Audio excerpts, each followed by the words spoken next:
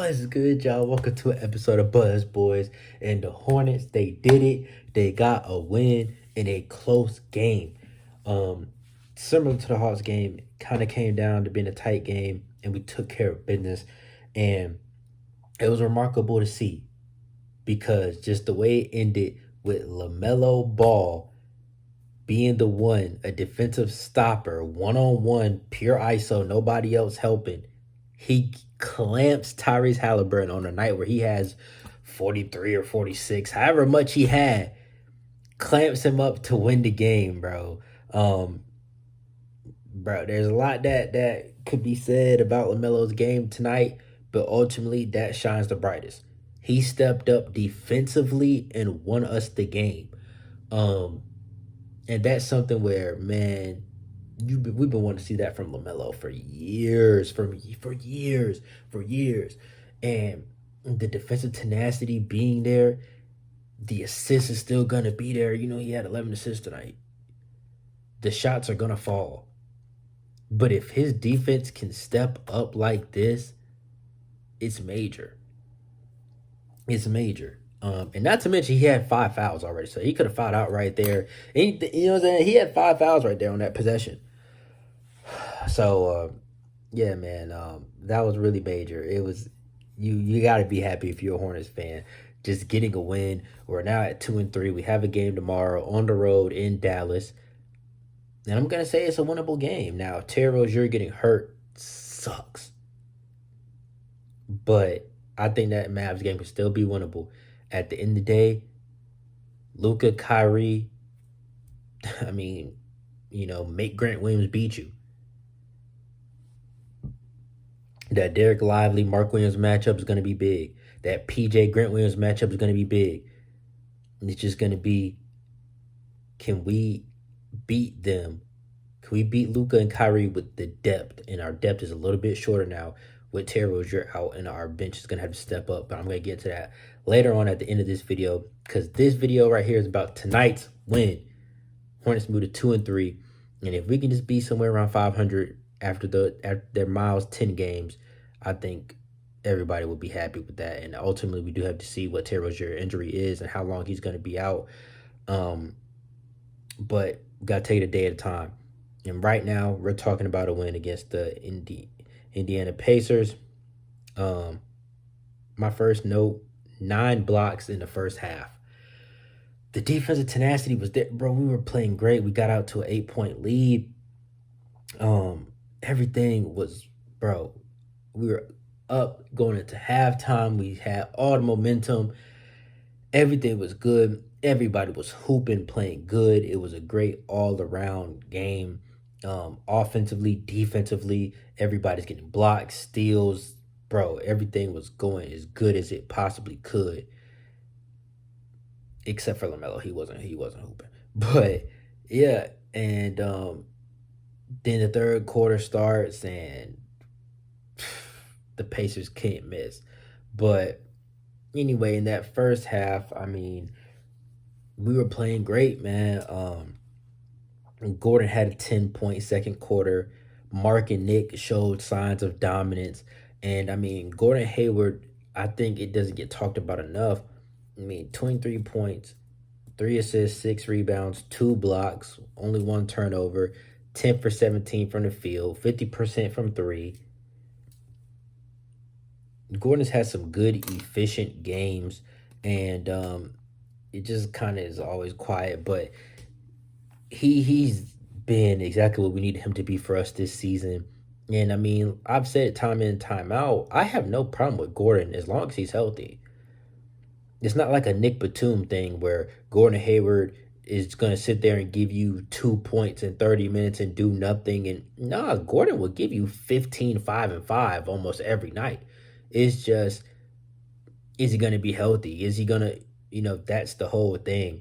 And when he's hot, he's hot. He gets down in that low post, does that little turnaround. He loves that shit. But it's butter, though. It's butter. He got that old man YMCA game, bro, but he be cooking. And like I said, Mark and Nick just being dominant, man. Both just playing great in the post. Our paint points were really what got us going, man. Just getting those paint touches. Um, Lamelo struggles did continue, um, and it's ugly, man. It's dead ass ugly when you watch your star player have 5 points at halftime. And I'm not gonna get too much into depth. Lamelo ball cost me a lot of money tonight. On my FanDuel, bro. I drove to Virginia. I live in Raleigh. I drove to Virginia for FanDuel, bro. And like I was like that close. I need Lamelo to have 13 points, dog. And he couldn't do that shit. Anyway, I digress. The struggles, it hurts to see, but at the same time, he still does what he needs to do as a distributor. I mean, 11 assists. He still knows how to run the show, and I mean, he knows when he's not having a good night. Um, he gets others going. That's what he does. But you want to see him be more efficient. You want to see him finish better, and hopefully sooner than later it comes around. Especially now with Terry out, we're really gonna need it. Um, and tonight we played pretty much perfect. I mean, 23 for 23 from the free throw line. Um, so many things went right, and your best player is struggling, and we were still able to win the game. So I mean, you got to just take the victory in that in itself. That on these off nights, the Hornets are still competitive and still able to pull out games. Um, that's a big story in itself. Not just Lamelo struggling, but Lamelo struggling is also a story as well. But you know, it's gonna come around. It just is what it is.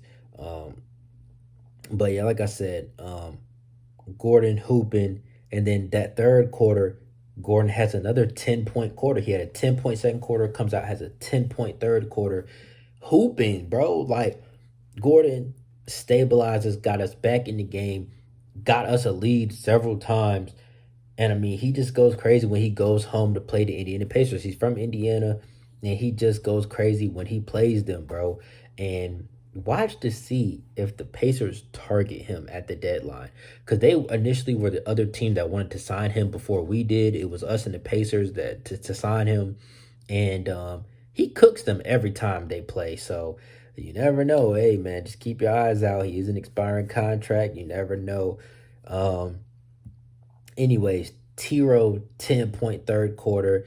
Um, Gordon, Terry, Mark really like carried us in that third. Um, Terry was hooping, man, and you hate to see him go down and get hurt. It was a non-contact injury, holding his groin, stuff like that. You always just kind of like because it's something. It's a muscle, it's a ligament, it's something. Um, and they just called it a groin strain, a right groin strain. So hopefully, he's not out for too long, um, and we really can't afford him to be because the guard depth is bad, man. And this was my greatest fear for the season.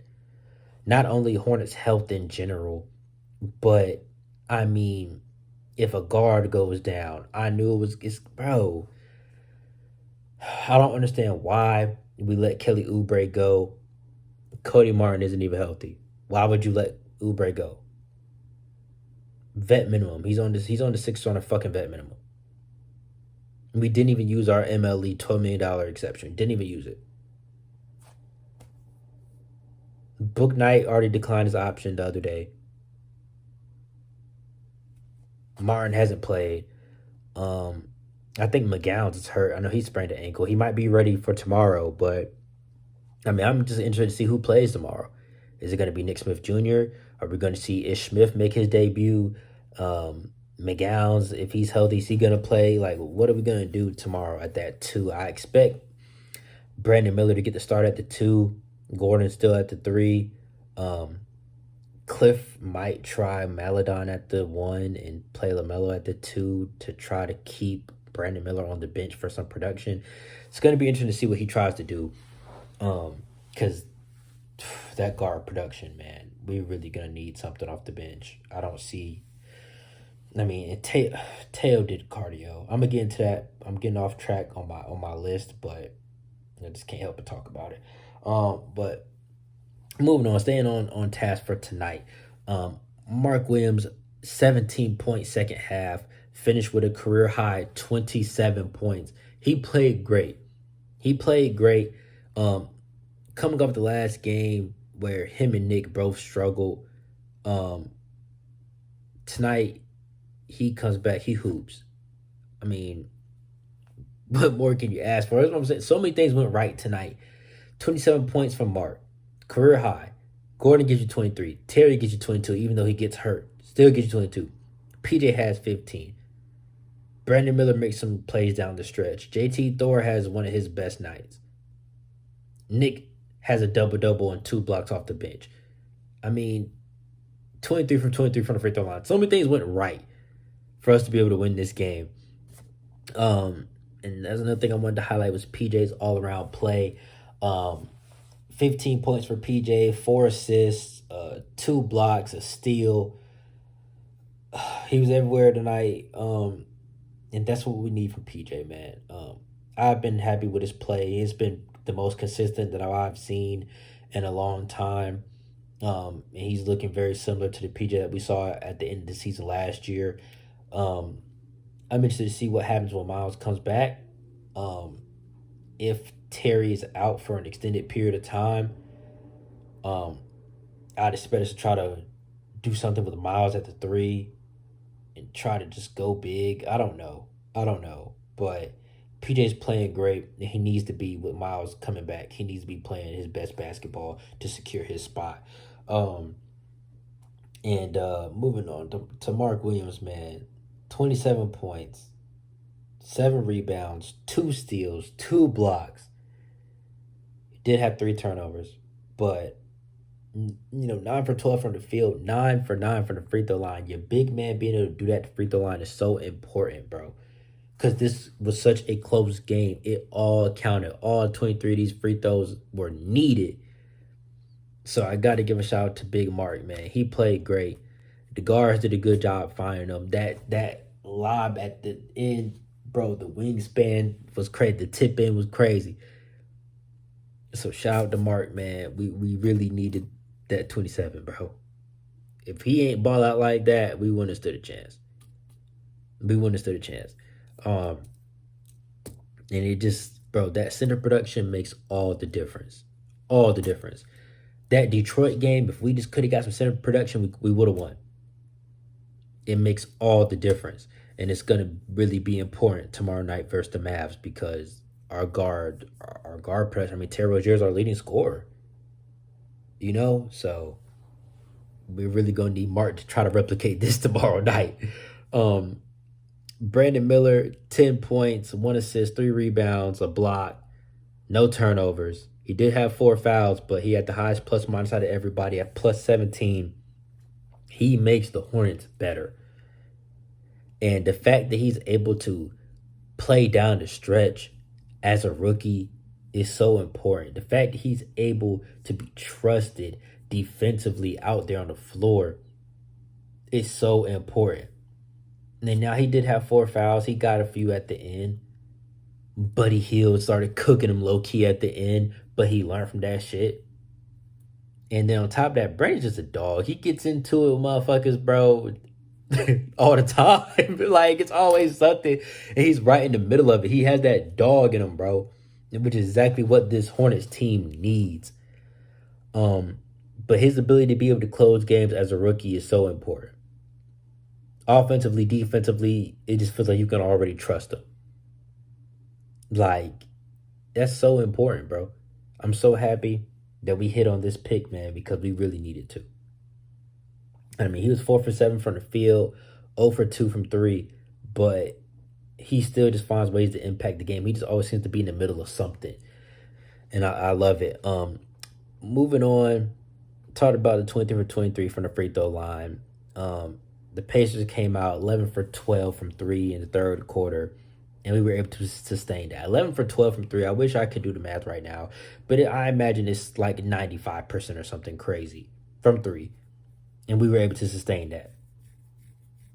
Those free throws meant everything. It meant everything. And the Pacers were shot good from free throw line too. It was crazy. Teo Maledon cardio. Pure cardio. 14 minutes, 0 points, 0 assists, 0 rebounds, 1 turnover, 4 fouls, just pure absolute cardio, and somehow had a +4 plus minus, which is why plus minus makes no fucking sense. How does he have a positive plus minus? He did nothing positive. He had 0 points, 0 assists, 0 rebounds, had a turnover, and 4 fouls. What is positive about that? Like, I'm sorry, plus minus makes no fucking sense because this is ass as fuck. This is pure cardio, bro. I just don't understand why the Hornets did not take this seriously. Backup point guard production is so important. It's so important. Like, why don't we see that? And the Hornets have never had a consistent backup point guard. Since Kemba Walker, think about it. It's been a revolving door at backup point guard for years. And now I understand it's hard to keep a consistent and good backup point guard because if they're good enough, they're going to go become a starter somewhere else. I understand it. But damn, bro, can we have some type of consistency at the guard spot? Because this is crazy to me, bro. And I mean, Frank Ntilikina sucks. He's hurt anyway, but he sucks. Like, bro, what is this? I don't understand why Nick Smith Jr. is not playing. Because I promise you, Nick Smith wouldn't have had a bunch of zeros. He would have got some buckets, at least. But anyways, moving on. JT Thor had a good game, man. 7 points, 4 rebounds, +14 plus minus. 3 for 3 from the field. Made 1 3-pointer, 1 attempt. 100% from the field. 4 rebounds. He didn't have any blocks or steals, but he just affects the game with his wingspan, his length, his ability to switch everything. This is why I speak highly on JT. Because this is all I need from him. I don't need him to be a star. Now, with the way our bench is looking, we honestly kind of do need him to be a star moving forward on that bench, star in your role. And that's what I need these players to do, star in your role. But he did what I asked. I say the same thing every video. JT, just give me 7, 8 points. 7, 8, 9, 10 points, somewhere in that range. I'm happy. But you can't be out there for 20 minutes having 2, 3, 4 points. I ain't cool with that. 7 points, 3 for 3 from the field. Good defense. Got some boards. +14, plus minus. I'm happy with that. That's what I need from you. And I still think he should be more aggressive. Especially tomorrow night, bro. We're going to need it. We're going to need somebody on that bench to say, I can do it. But for tonight, JT gave me what I've been asking for. Just give us 7, 8, 9 points, something decent, respectable, and some good defense. And he did that tonight. So props to JT. Lamelo locks up to win the game after Halliburton 40-point night, man. God, that shit was major. That shit was major. Hey, shouts out to Lamelo, bro. You know, I know a lot of Hornets fans get him a tough time, me included, for his offensive struggles. But he stood up defensively, and it was everything, man. It was major. And last but not least, Nick Richards, 10 points, 10 rebounds, 2 blocks, only 1 foul, and a +4 plus minus, 4 for 4 from the field. Don't take this for granted, ladies and gentlemen. Being able to have your backup center have a double-double off the bench, your starting center has a damn near 30-point night. Please don't take this center rotation for granted. Please don't. And I know Nick has struggled sometimes, but he really can be a walking double-double every night. Him and Mark, both. Please don't take it for granted. Please don't. When Nick plays like this, it's so important. Because you don't have that drop-off. Nick had some lobs tonight. He had some alley-oop dunks. Mark had some alley-oop dunks. Nick had some blocks. Mark had some blocks. 2 apiece. Not having that drop-off when your starting center comes out the game is so important, bro. It really is. But anyway, I'm going to go ahead and wrap this up because I'm approaching 20 minutes. If you're new to the channel, please subscribe, especially if you just gave me 20 minutes of your time, 20 minutes of your life. That means you fuck with the content, so go ahead to subscribe to see more of it. And once again, thank you guys for 700 subscribers. I think we're like 705 now. We're grinding. We're on the road to 800 now. So yeah, definitely join the Buzz Boys family. Subscribe, like, comment, How happy were you to see us get a win tonight? How did you feel seeing that last possession? Comment that. I want to know what was going through y'all mind. What were y'all thinking on that last possession? Let me see anything else. Oh yeah, if you're a Hornets fan and you just want to talk Hornets basketball, join our Discord. I'm gonna put it right here. Um, Shout out to QCT, man. Started this Hornets Discord just for the community. Anybody can join. Just we just be in there talking, vibing, whatever is going on.